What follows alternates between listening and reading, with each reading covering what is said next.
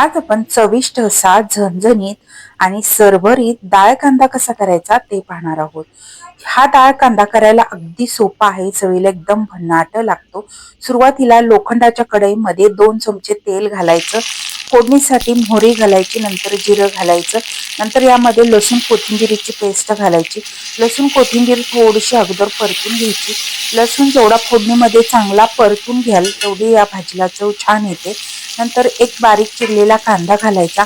कांदाही आपल्याला छान लालसर रंग येईपर्यंत भाजून घ्यायचा आहे. जेवढा कांदा खमंग भाजाल तेवढी या भाजीला चव छान येते.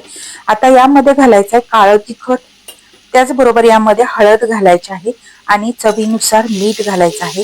हे सगळं परत एकदा 1 मिनिटभर चांगलं परतून घ्यायचं आहे.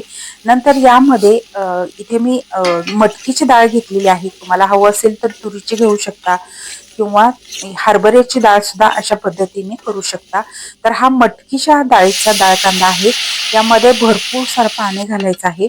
तर इथे आपण सरभरीत डाळ कांदा करतोय त्यामुळे यामध्ये भरपूर पाणी घातलेलं आहे. चिरून घेतलेली कोथिंबीर घालायचा, 1 चमचाभर बारीक शेंगदाण्याचं कूट घालायचं आहे आणि परत हे व्यवस्थित ढवळून घ्यायचंय. याला उकळी काढून घ्यायची आणि बारीक गॅसवरती हा डाळ कांदा चांगला शिजवून घ्यायचा आहे. तुम्ही पाहू शकता एकदम मस्त असा सरभरीत झणझणीत असा चविष्ट डाळ कांदा तयार झालेला आहे. या पद्धतीने नक्की करून पहा, तुम्हाला सुद्धा नक्कीच आवडेल. धन्यवाद.